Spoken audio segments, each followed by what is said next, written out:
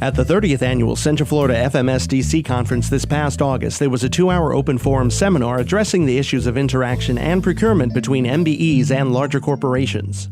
This presentation distills the content of that meeting into a brief sampling of ideas and tips mutually benefiting both MBEs and the corporations they wish to create business relationships with. Let's listen in. Good morning, everyone.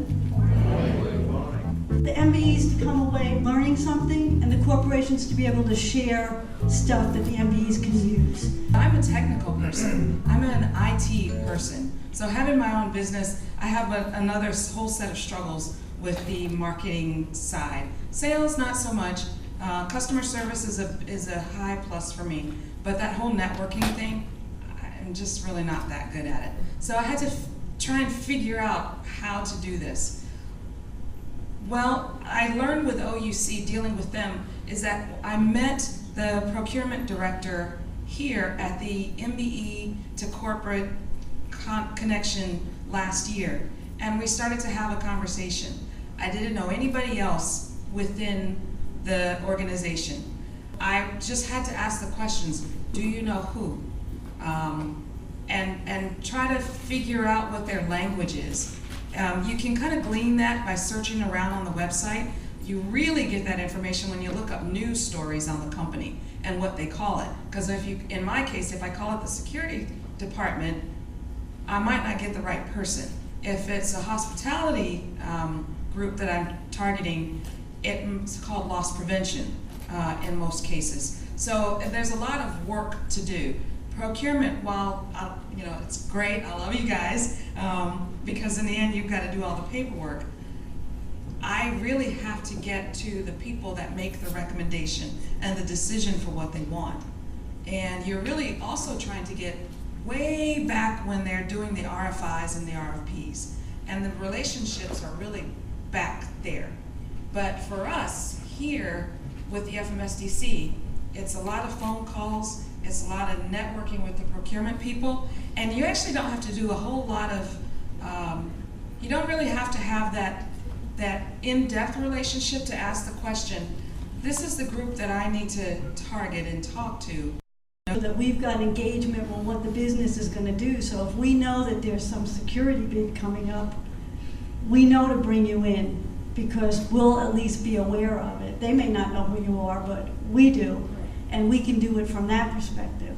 So every organization is set up a little bit different, and it's really the way that the organization structure is to know whether sourcing is going to help you or you want to go around them. And we get that, we understand it. So from a corporate standpoint, I have a little bit of a different opinion on how you would avoid me by going to the person in the actual business. Because that it may be another procurement person first, and then you get the names of the people, and then they start thinking about projects that they have.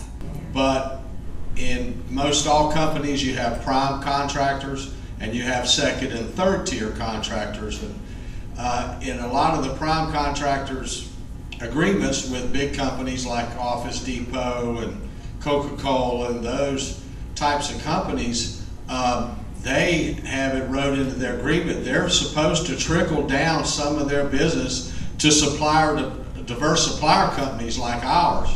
So that might be the way that you get your foot in the door. No, you're not going to walk right in and start work, be the prime contractor for Coca-Cola. But if you can get in a second or third or fourth tier, prove yourself, and then work your way up to maybe one day having a company big enough, or to be the prime contractor and prove yourself so that as your company gets big enough, you can be the prime contractor. So, you know, that's I think is one of the best ways to get into any of the big companies, is not to ask to be the one, but to be, can I be the second one or the third one or the fourth one?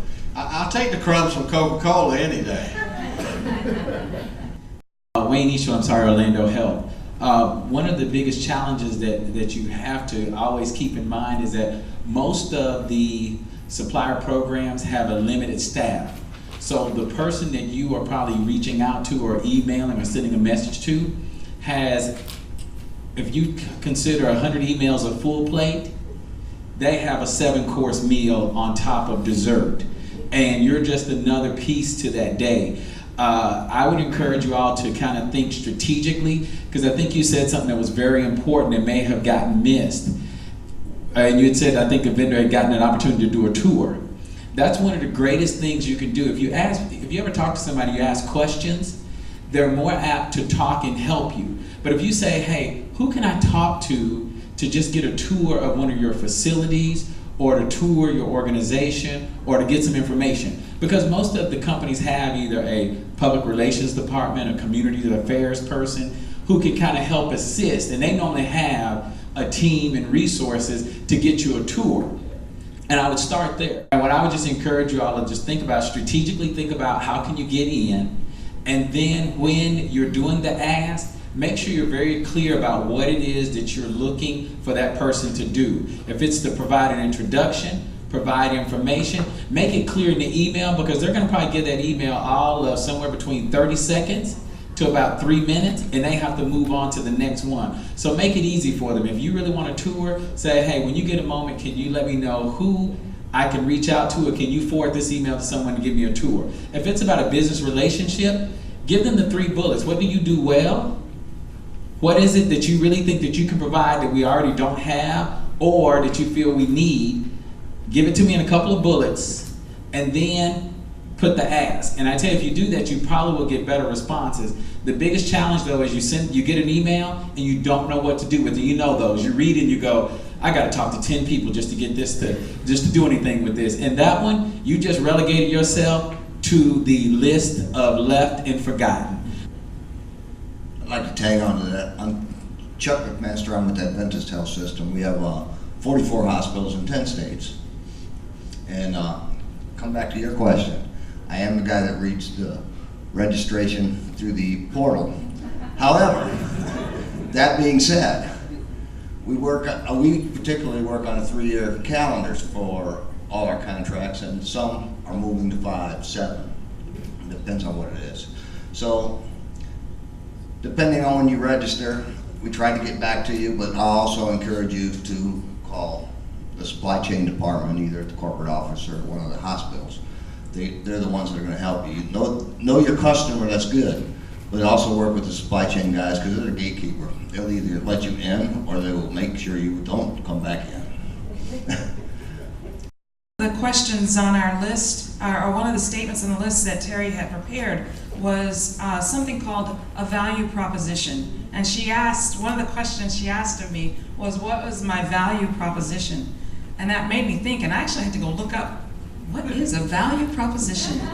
It's a little more than your elevator speech, but when you said that about the email, that should probably be one of the 3 bulleted items, is what is your value proposition? And when I read that on Forbes' website, and I do have a link to that, when I read that on Forbes' website, what a good value proposition is, I looked at it as if I was interviewing for a job.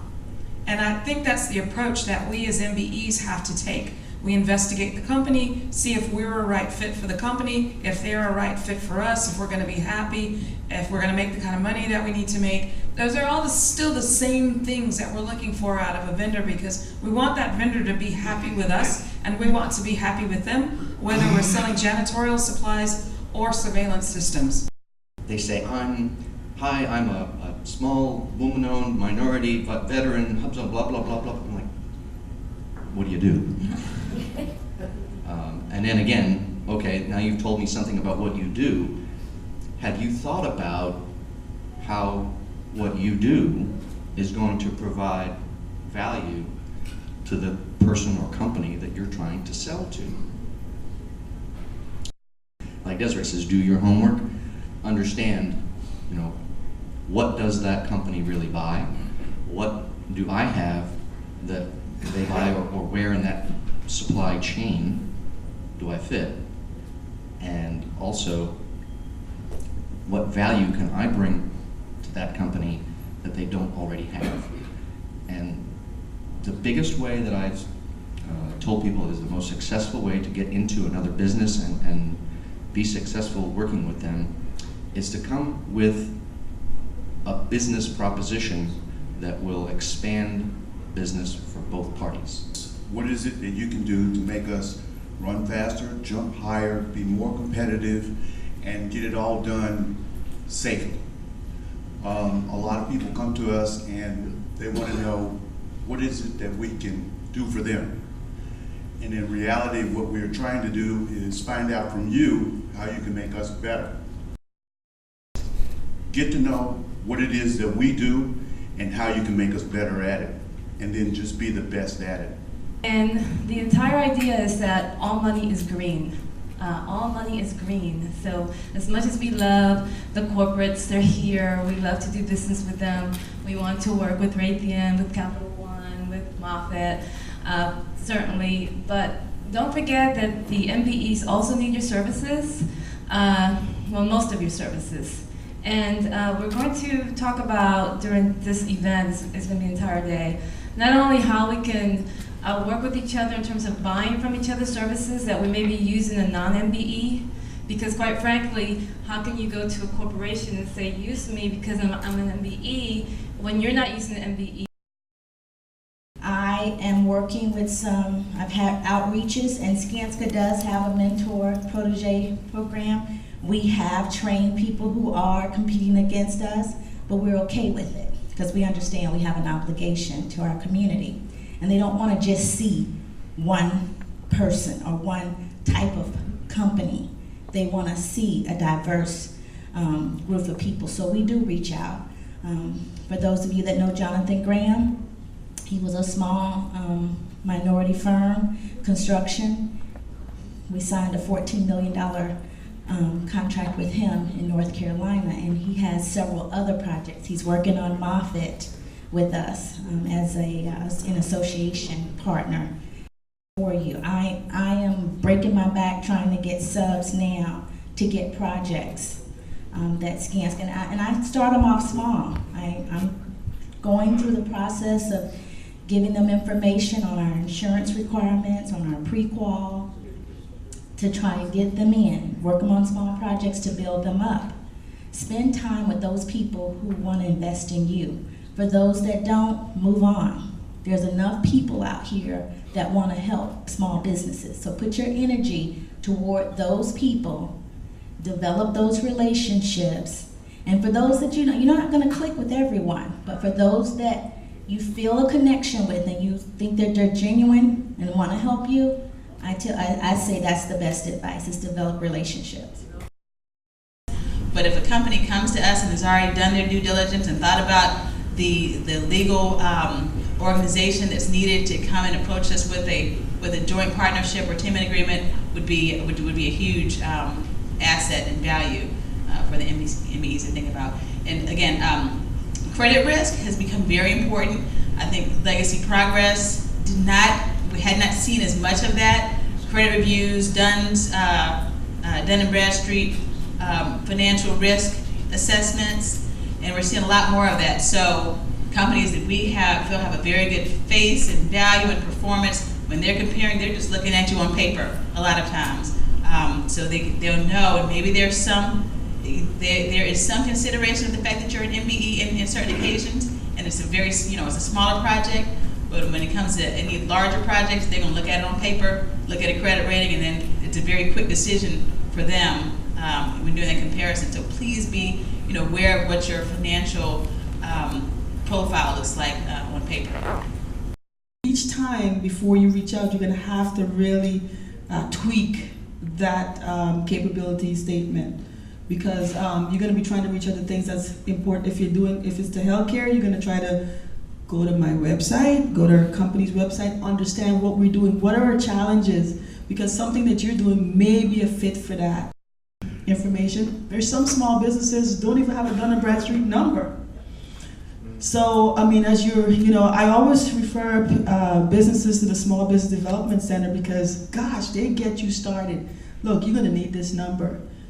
You're gonna need, this is, registering if you want to do business with the federal government or whatever, but corporations are looking at all of that.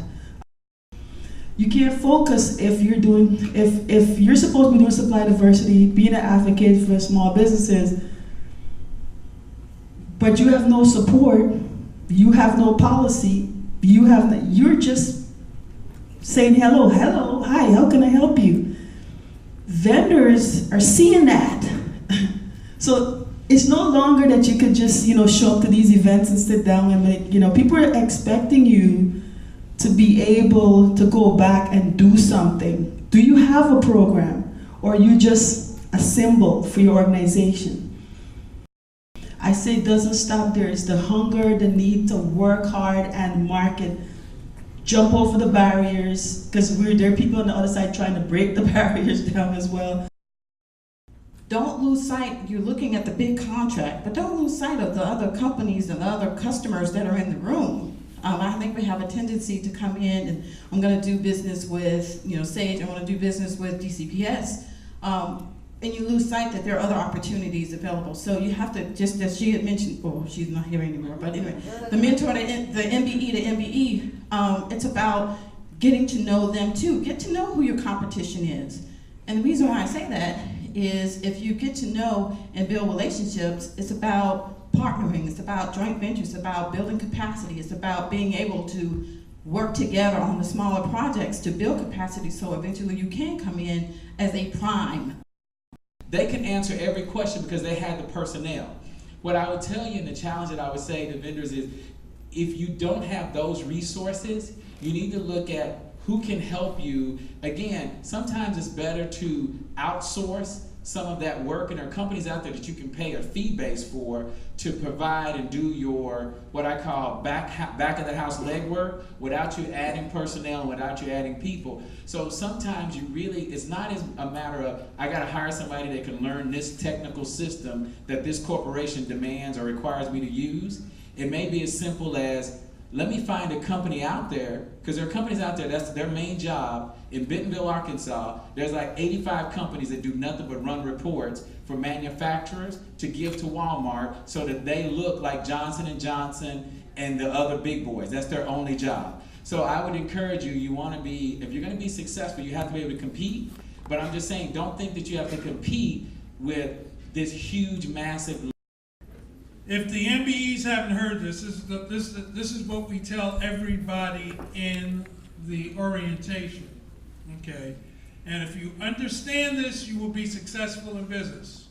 Okay, so you got this is real easy to remember and move forward with. So number one, you got to remember, nobody cares about you and your business, okay?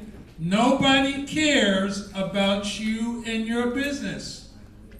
The quicker you understand that, the more successful you will be. Who does the customer care about? Themselves, okay? Customer cares about themselves. So we talked about value proposition, talked about what you can do for the customer.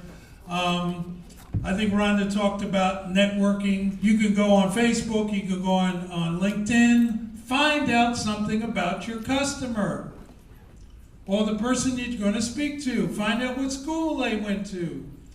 Find out what football team they root for. So we have Alicia Thompson over here. She is a Buffalo Bills fan. Talk to her about the Buffalo Bills. You don't want to hear about the Cowboys, okay? One thing you want to look at your brochures, again, they don't care about your company. They don't care if you're a small business. I think Greg raised that point. Small disadvantaged, women-owned business. They don't care about that. They care about what can you do for me. They don't care that you were started in 1985. They don't care about any of that stuff. Your brochure should talk about what you can do for the customer. And the more you can have success stories, and maybe you put those on your website, the more you can talk about what you've done for other customers. And more importantly, as I tell contractors, because they give me the brochure, and I go, oh yeah, that's a nice building. But you know, all buildings look the same. Yeah. Okay? Get Fred's permission to put his picture on your brochure to say, this company helped me save X amount of dollars and got me, in budget or whatever. Okay? People relate to faces. People, we're a very, very visual society. So those are just some very, very quick key points. And we're going to wrap it up. Hopefully you enjoyed